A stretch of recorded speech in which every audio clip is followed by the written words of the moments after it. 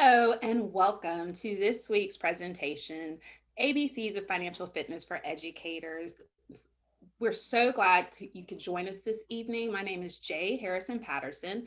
I started my career as a lawyer, but my passion for financial fitness and financial education drew me here. And today I get to work with families all over the country, helping them build a stronger financial future. And it's my pleasure to be your host this evening.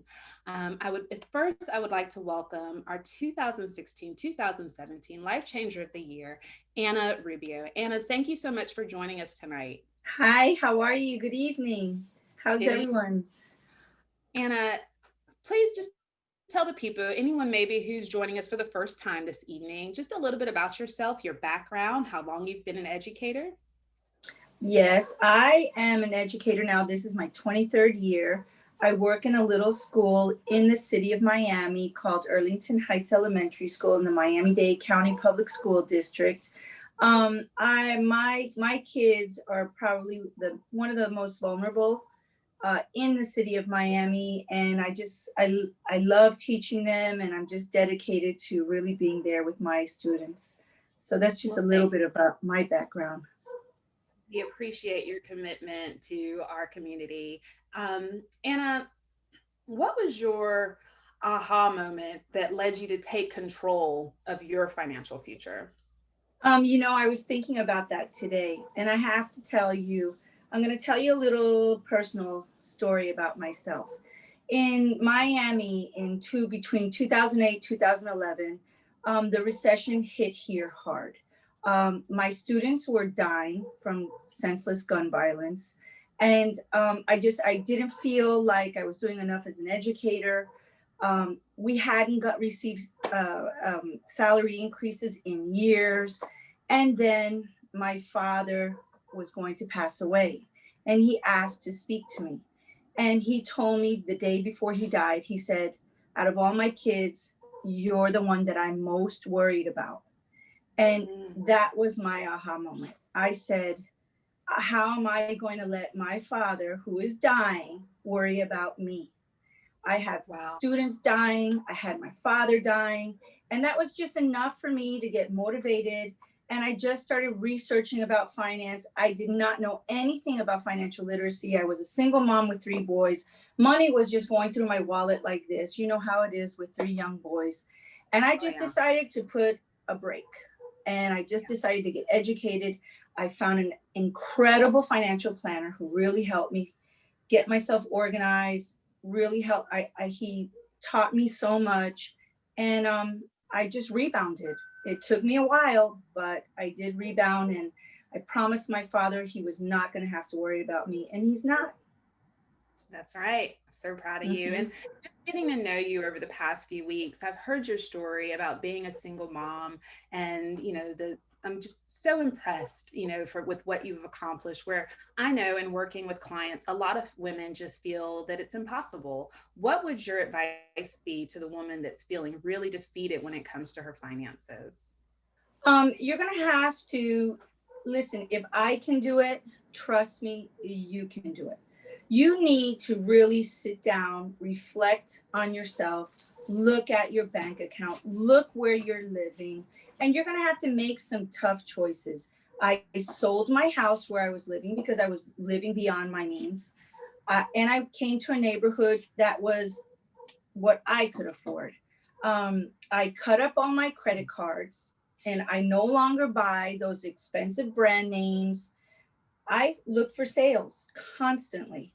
And I got rid of all my credit card debt. It took me a good 5 years, but I don't have any credit card debt. And now my credit score is really well. It's good. So, you have to make those tough choices. Either if you don't in your future, it's going to cost you, and your family's going to worry about you. I didn't know what a drain I was to my father. I didn't know that my siblings worried so much about me. And that was a burden. When I heard that, that was it. That was my wake up call. I've got to change. If I'm going to be a teacher and I'm going to have this salary and I love what I'm teaching, I'm going to have to live within my means. And that's what I learned. I learned how to. Right. So powerful. And I so appreciate your vulnerability. I mean, it resonates so much with so many of us out there, especially I've heard you talk about being a mother and how you sacrifice so much, your own financial well being to do what's quote unquote best for your kids. You Yeah, know, yeah. what would you say to that mom and all of us that puts herself last, that puts, everything above her own well-being? What can that woman learn from your experience? Yes, I have three sons, and you have to put your kids first for a period of time. You really do. But when it comes to a point where all your finances are going to better them, and it starts hurting you and it starts hurting everyone around you, you're not putting them first. So I had to cut back on everything. I didn't get them the most latest, all of them played baseball, so I had to have that mitt, that perfect mitt for my sons that cost, I don't know, 150 $200. No, you keep the old one. No, you don't have to have that latest cleats. No, you're not going to go to the movies. No, no, no. I just started saying no, and I just put back the reins. And my sons respect me a lot now. They are very proud of what I've been able to accomplish. I own my own home. I have savings. I'm now catching up on my 403b, and they all have college degrees now. And they've learned from my mistakes, and they're doing really well. So yes. I'm sure they are. And I'm sure, I mean, having a mom like you as a role model, teaching them that discipline, that accountability, they're all the better for it. And they're so lucky to have you. And we are so lucky to have you, Anna. And Thank you I'm so lucky much to for have you guys. we Thank you for appreciate always all. inviting me. Oh, yes. You've been such a treasure this entire series. And we're not done with you yet. We're going to hear back from you at the end of tonight's presentation. But thank you so much. You're welcome. With that being said, let's get started with tonight's presentation. So excited about what we have tonight. Tonight, we're talking about retirement planning for women. This is a very special presentation. But if this is your first time here tonight, I want to review where we've been. We started this series with Maximize Your Cash Flow for today and tomorrow. And that was all about money management and learning how you could get better hold of your finances. Week 2, we did debt management and student loan forgiveness, where we learned about not just paying off debt, but getting rid of student loans entirely and the opportunity to apply for a program that does that for you. The third week, we talked about the countdown to retirement starts now. And really what that we talked about in that series was simply that life changes, life happens, and you have to constantly stay on top of your retirement plan to make sure that you're doing what's best for you in your future. And last week, we talked about looking beyond Social Security for retirement income planning. So that was looking at Social Security, your pension, and other investment vehicles that could really help you have the retirement that you deserve. If you've missed any of those, you can visit lifechangeroftheyear.com for those recordings that are available to you.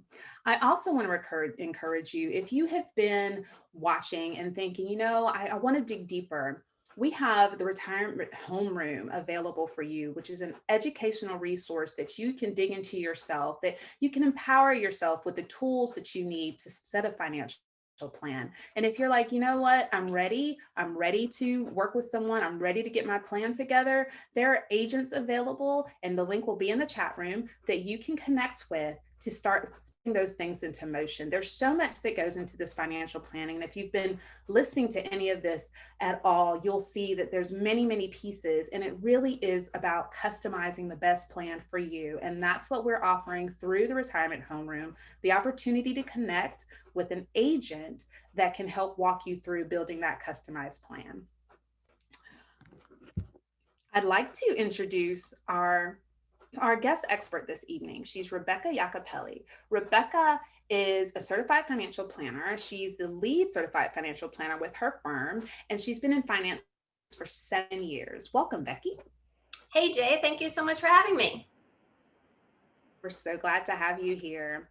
Becky, tonight, I'm so excited about this topic. We get to talk girl talk, the importance of highlighting women in retirement. Well, it's so important. A recent study actually found that only 12% of women are very confident that they'll be able to retire comfortably. Meanwhile, more than half of women expect to retire after age 65, or they don't plan on retiring at all. So that's really why we're here today, is to address this situation, because it's really not okay. We want to empower women as much as possible so that they can retire on their own terms.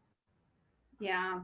It's, when you're looking at those figures, it's like, is it fair to think that just because I'm a woman, I won't be able to retire? I don't deserve to retire. I have to work, forever. Is that really just because I'm a woman, it has to be like that?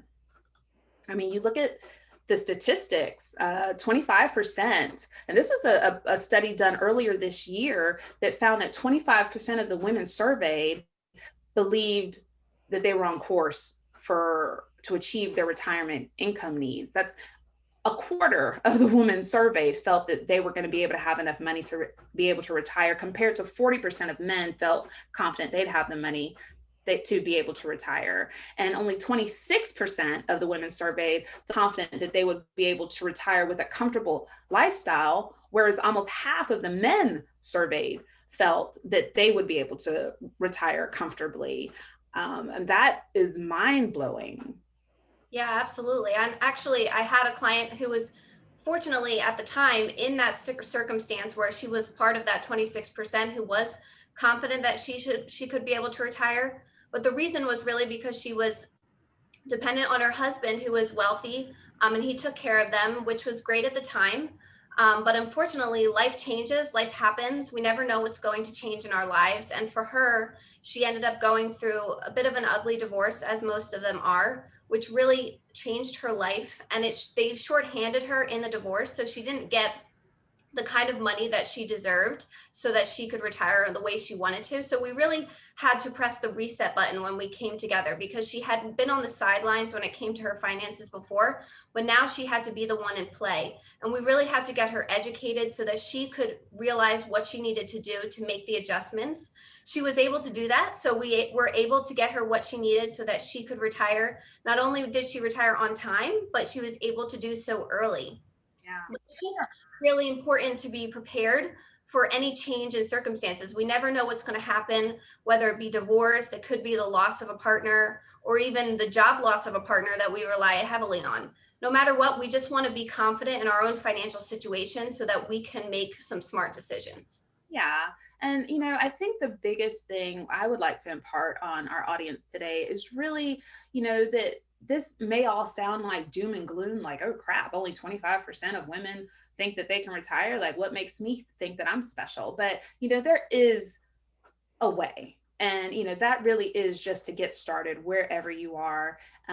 Working with a financial professional that can see the forest through the trees and help you chart that path. I think that's really, really important, is to start now wherever you are. Yeah, we really want to work to empower female clients. Women need a big vote of confidence out there, and small steps, if we take them now, they can really lead to a big impact over time. So, unfortunately, though, for many women, taking the first step is the hardest. So, that's what we're going to address doing. Yeah. And, more so than just how to fix that problem, the lack of confidence, I think it's really important to understand the reasons why women are feeling this way. Yeah, and one of those reasons is actually the gender pay gap. So that really makes it harder to find spare cash to save for retirement when women are getting paid less than what men are doing for the same amount of work. Yeah. And, another big factor is that women do live longer than men, so that if a longer life would mean more expenses for retirement. Yeah, and they're also in charge of generally caregiving. So when they have elderly or aging parents, oftentimes the woman is the one who's responsible for taking care of those parents, and that comes with a cost. So there's expenses that go into caregiving, and there's time away from work. So not only are you taking time off, but you might be hindering your career as well in through the process. Right. Yeah. I mean, even right now with what's happening, with this pandemic, how many moms do I know who are trying to work, but also, full-time care for their kids? Their kids are home, they're not even really thinking about retirement. But I've known several people that have just quit their jobs to read emails from their kids' school full time, because it's a full-time job, to raise kids without schools being open, virtual schools. It's, like we've said from the beginning of tonight, the financial confidence is so critically important. Again, it's dismal to think that only 25% of women think that they would be able to retire comfortably. Becky, what I'd like to do now is to move into how we can overcome that just disempowerment. How does a woman build that confidence? Yeah, so what I'd really love to see from women is for them to get involved in the process. I've seen so many times from working with clients over the years that the women just aren't in it at all. They don't come to the client meetings that we have. Sometimes they come, but they don't say anything, they don't share any of their feelings. And then also, I've had situations where the husband comes in and the wife stays out in the car. So that's really something we want to avoid. We want to get involved in the process so that we can be as educated as possible about our options. Right. And I get it. We want to be taken care of, right? I mean, you have a life partner that you feel is financially responsible. That is amazing. But what happens the day that the credit card doesn't work? What happens when life happens? Yeah, so we want women to know their options. So, for example, when it comes to Social Security, you can claim on your spouse's benefit. So, if you did not work throughout your lifetime, you can actually still receive Social Security by basing it off your spouse's full retirement benefit. And then there's also a scenario where if you're an ex spouse, as long as you were married to that spouse for 10 years, you can claim on their benefit. So it's really important to know those options when you're retiring. Also, we have the spousal IRA. So even if you are not working, your spouse, if they are working and they have enough to spare the extra cash, they can fund a spousal IRA so that you can have some retirement savings in your own name. And then, of course, also beneficiaries are so important. I've seen this time and time again when things have gone wrong. If something happens to your life partner, you really want to make sure that you're the beneficiary on the account so that the money goes to you so you can take care of your life instead of going to maybe the next generation who doesn't need it as much as you do at the time. Yeah. My sister was a longtime bank manager, and I cannot tell you how many times she would tell me that a widow, would come in with a death certificate and say, my husband died, give me the money. And because she wasn't listed as a beneficiary, she couldn't do that. So oftentimes that led to, her inability to cover funeral costs, or the immediate costs associated with such a tragic loss, simply because she hadn't taken the steps when she could to protect herself and being ready for whatever life throws your way. I've talked to advisors who are meeting with women who say things like, I'm really dumb when it comes to this kind of stuff. And it's not that you're dumb, it's just that you don't know. Everybody doesn't know. This isn't second nature. This really isn't education. And that's the importance of getting that advice, getting that education. And again, tonight, well, let me say, tonight, this is why we're here having this conversation. And if you have any questions, go ahead and throw those into the chat box and we will address those. But now is the time. Now, wherever you are, is the time to start asking those questions and to really get started on your plan. And the biggest part of that plan is really having a substantial savings. Yeah, so we really want to make savings a habit as much as possible. And the first step to doing that is actually creating a budget. So we talked about this a little bit in the cash flow webinar. We really want to identify our expenses so that we're aware of where our money is going. And then we can identify whether or not we have a surplus. If we do, then great. Are we using that money wisely and investing that money? Or on the opposite, if we have a deficit, are we addressing that issue and fixing any problems that we have, maybe spending a little less? But creating a budget is a great place to start. Yeah, and it's also really important not just to create a budget by yourself, but to work with your partner. Communication is really key because you can feel you're safe and good, but what is your partner doing? Is that going to throw you for a loop when something hits? It's very important to get on the same page.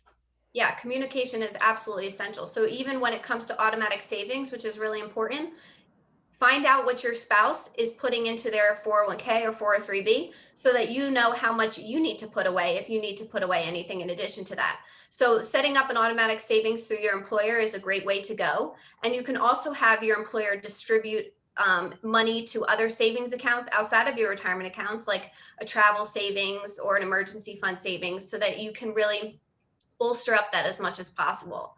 And then, of course, we want to invest in the market. So we don't want to just sit in cash idly by. A lot of times people make the mistake of investing in they're putting money in their 403b, but then they don't realize actually that their money is not being invested. It's just sitting in cash. And that can really be detrimental to our savings and retirement. So we want to make sure we're invested at all times. Yeah, I mean, we've heard the stories, of our grandmothers stuffing their mattresses with cash, and that may seem safer because it's right there, you're holding it, you have control over it, but if you're sitting on your cash, you're not letting your money work for you, which means that you're going to have to work longer for money.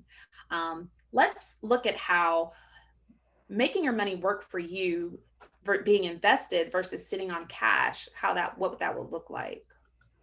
Yeah, so when it comes to the difference in savings, it can be really drastic. So first we have pictured if we just invest $500 a month and we left it in cash for over 20 years. So we'd have $120,000, which is great, but it's not going to get us very far. On the other hand, if we invested that $500 a month and we earned about 8% in the market, which is a moderate portfolio over 20 years, we'd have $300,000. So that can make a really big difference in our savings over time. And generally, women tend to be more risk averse. They tend to be more fearful of the market, but really that comes from just a lack of education about the market. So if we take time with our agent so that we can talk about these things and address the issues and find out how we feel about the market and what our fears are, we can address those things and take care of them so that we can reap the benefits of being invested in the market. Right. And again, working together with your partner on these things. Some people keep finances separate, some people don't. Some people feel like, if I don't do anything, then that's mistake proof.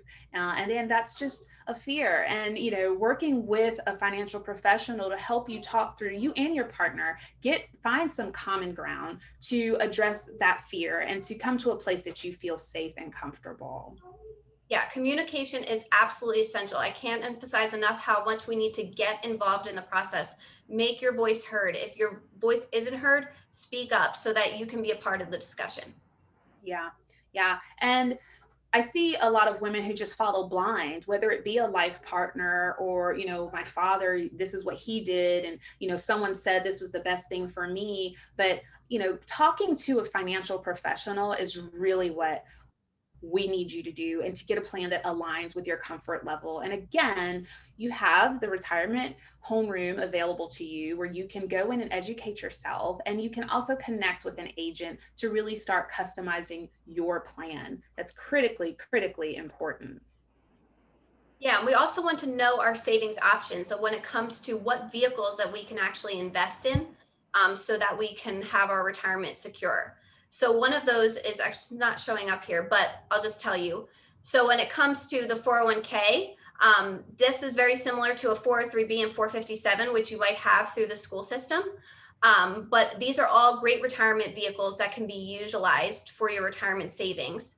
And then we also have IRAs. Now, these are outside of the employer workspace, but you can contribute to these on your own. You can't set up automatic savings for these, but it's important if you still have the money left over to contribute as much as possible, of course. And then there's annuities. So this is if you would like a more guaranteed stream of income, if you're a little bit more risk averse and you need that set amount of income each month, annuities are a great place to start. And with our audience, with educators, a lot of educators rely on their pension, which is an amazing retirement benefit. But when working with clients, I often find some are surprised to find out that their pension is not going to meet what they need to live comfortably in retirement. So there's a gap there. Yeah, that's where we need to address the gap, because oftentimes pension and Social Security is just not going to cut it. So we do want to make sure that we're talking to our agent about how much we contribute to these other retirement vehicles so that we can close that gap. Yes, absolutely. Thank you, Becky. And at this time, I would like to introduce our financial advisor. And tonight we have a special guest. Her name is Amy Simonson, and she is going to talk to you a little bit more about investing and being comfortable making investments as a woman. Amy, are you there? I am, Jay. Thank you so much for having me. Thank you so much for being here. Amy, could you tell us a little bit about your background? Sure. I have worked in financial services in a number of different capacities for over 25 years now. And one of the things I can say with conviction over that period of time that I have observed and learned is that it is just as important to be attentive and engaged in the process of building financial wealth and accumulating financial wealth as it is in managing that money once it's accumulated and lasting through retirement. And sometimes I think people pay more attention to thinking financial planning is for managing large sums of money, but it is about this process right now, this conversation we're having tonight of building financial wealth, of doing the things that achieve our long-term goals. And it's just a pleasure to be part of this conversation. So I appreciate you hosting this conversation tonight. And it is absolutely our pleasure to have you, Amy. And Amy is here also to answer any questions that you might have about investing. Anything that you may not you may not have felt comfortable discussing before. We're right here. It's just us girls. So really wanted to encourage that option. And Amy, we have talked about opportunities to invest, but can you walk us through some options we have for investing? Sure. There's a number of things that are available to you, and one of the things that I know removes some of the stressors in this process is to find ways to automate as many of the things as you can, is to make it part of your natural monthly financial routine, if you will, to set money aside, and frequently through the workplace is the easiest way to do that. To take advantage of ways to set money aside through payroll, and to see what your investment options are through your plan. And prioritizing that savings as something that is critically important to do first before other financial needs pull on those dollars per month is a really important part of the process. And doing that automatically through payroll is one way to be sure that first things are first and that is done before other monies are spent. And when we're talking about investment vehicles, we know that we have various options here in the market. We can look at, like Becky mentioned earlier, we have annuities, we have fixed annuities, variable annuities, fixed index. Could you talk a little bit more about these for our audience?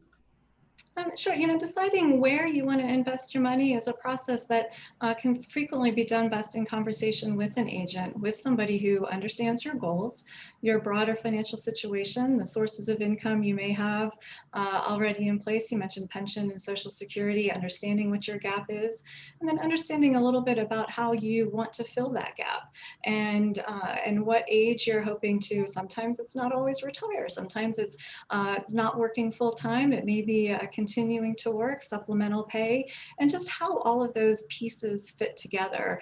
So first it takes getting to know your future self a little bit, spending time saying, what is my future look like, in conversation with your partner, in conversation with your family, saying, how do I want to live that future life, if it's 5 years, 10 years, 25 years down the road, and painting that visual picture for yourself. And it makes it easier then to gauge our current decisions to say, how can we make that future happen for us? Because it's not something that just happens automatically. It's something that takes some visualization, some emotional connection to that future desire. And then you can make those current decisions on your portfolio, on the investments you want to make, on how you want to structure future income based on being able to plan out or project what you want your retirement years to look like. Yes, I love that future self, that vision, creating, visualizing where you want to be in retirement and then mapping out the steps to get there. And that makes it a lot easier to have some very uncomfortable conversations, doesn't it? It gets over that, oh, you don't trust me, or you're not whatever it might be, that you and your partner can get on the same page to create a joint shared vision, that, and then take the steps to get there. And speaking of steps, Amy, what would you say is the most important step for us as women to take in our finances? Well, it's such a great question, and one of them, it seems simple. Maybe it's easier said than done, but the most important step, and Anna mentioned it at the beginning, and it's been touched on in this presentation. It's really the decision to be fully engaged in creating your own financial future. It is easy to procrastinate. That is a natural tendency of human nature. I hear all the time, oh, I'm going to worry about that later. I don't need to worry about that right now. But then the other thing that I hear most often is, oh, I wish I had started this sooner. So there's always a tension between dealing with all of the things we are balancing in the current, and balancing, in addition to that, the things that we want to achieve longer term or in the future. And so one of the things I can say in prioritization is we can find some empowerment by taking those first steps towards our longer term goals, even if it seems hard to fit those in with everything else that we're juggling currently. And once that first step is taken, it provides a foundation that we can build on. So finding a way to get started, to prioritize, to take those first steps, to not be to not defer to others in the process, to not be passive, but to be actively engaged in picturing that financial future, and then doing the things that we know we need to do to get there. And I think it's easier to do that once we've committed to being actively involved in the process. And I want to just, you've touched on it, Becky, you've touched on it. I think it's really important. We've talked about, where do we start? You take the very first step, and, whether that be going through retirement homeroom and reading everything you can and digesting and sitting down and really taking a hard look at where you want to be, or simply meeting with a financial professional, which kind of takes the onus off of you. You have an accountability partner, you have someone that you can share your goals with, and so that when you have a decision to make, your advisor can say, does that get you to where you want? That doesn't get you to where you told me that you want it to be. Those are some ways that we can relieve ourselves of some of the stressors of making these financial decisions, right? And then so much, it becomes, we're not making decisions every single day. We're automating them. We're creating a bigger plan so that it becomes more natural, and we relieve ourselves from some of that tension. I think that's a really, really important point that I heard from both of you. And I want to reiterate that as not just taking the first step, but further than that, making a plan, automating, and making it easier on yourself. Jay, that's so true. I think anything you can do to make it, our financial life is really it has a rhythm to it, right? The month has a rhythm to it. Our pay cycles have a rhythm to it. Our bills have a rhythm to it. And if you can put some of that into sort of an automatic mode where you're doing some of the first things first. I said there's a visual. I'll try to paint like a verbal visual. Maybe you've heard this illustration in other contexts. I think it's true of financial planning. You have an empty jar, right? And it's rocks, pebbles, and sand. And you start filling that jar first with rocks, and you fill that jar with rocks, and it looks completely full, and you couldn't put another rock into that jar. And you say, hey, that jar is full. But then you can pick up the pebbles, and you can drop pebbles into that jar, and it fills up all those little spaces around the rocks. And then the jar looks even more full than it did before. But even beyond that, then you can take sand and pour sand on top of the pebbles and the rocks, and it fills up even those little crevices in between all the pebbles and the rocks, and then the jar looks really full. And of course, the analogy or the lesson in that is that if you put the rocks in first, if you put in the things that matter the most into the jar, there's plenty of room still left for fitting the other things around them, maybe the smaller decisions, the wants, the other issues that you're balancing in and around those key core decisions, because you've addressed those first. But if you emptied that jar out and started with the sand and the pebbles, the jar would get so full of some of the littler things, it's hard to fit all the rocks in. And the way we make our financial decisions, I think is very parallel to that.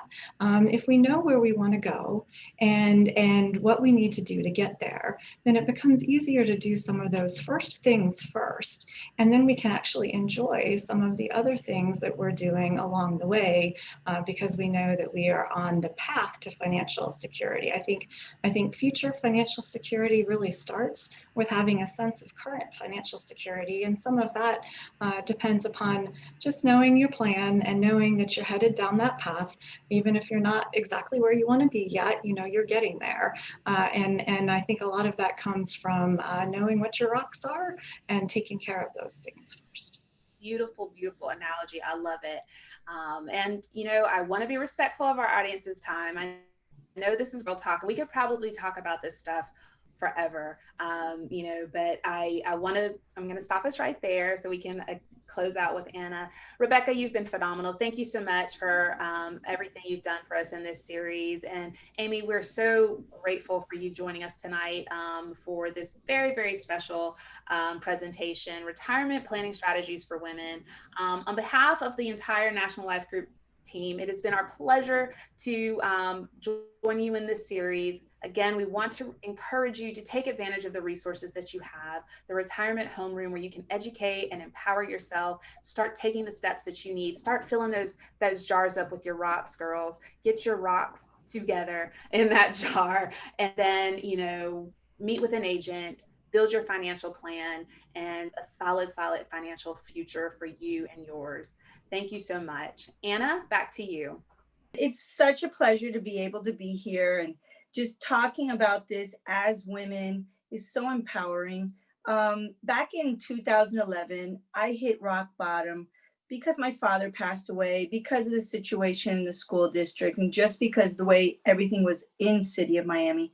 And I came to decide that, you know, if no one's going to put a chair at the table for me, I'm going to put a chair at the table. So if I want to be financially secure, I'm going to have to make myself financially secure. And I'm learning every day. I learn more and more about financial independence and why it's so important as a woman to be financially independent. And I challenge you as teachers, know that you can be financially independent and secure, and it will give you a sense of empowerment. It will give you a sense of that you can do anything. If you have goals that you want to commit, tell yourself, I'm going to do it, and you will. My goal for my future, and I love the way Jay said this, have a future self of yourself. Look at yourself in the future. Where are you going to be in 10 years? In 2011, it didn't look so good. Now I'm thinking I'm on the right path. Just find a great financial planner. Join the student forgiveness loan. I got all my college loans paid off through that. And it's so important that you do that. Have multiple streams of income. Not only do I teach, but when I retire from teaching, from education, I am a USA swimming coach at the University of Miami, and that's a passion. That's not a job. Although they pay me, and they pay me well, that is my passion. That's where my heart is. And I look at myself doing that when I'm retired. I also do Airbnb. I love having a little bed and breakfast, and all of that just goes straight into savings. And find multiple streams of income. It will make you feel so much better. Again, ladies, gentlemen, thank you for everything. Pull a chair up to that financial table. You can do it. Loved working here with all of you. And I thank National Life. And just thank you for everything. And please wear a mask, stay safe, and have a great rest of the year and the rest of your evening. Have a great day. Bye.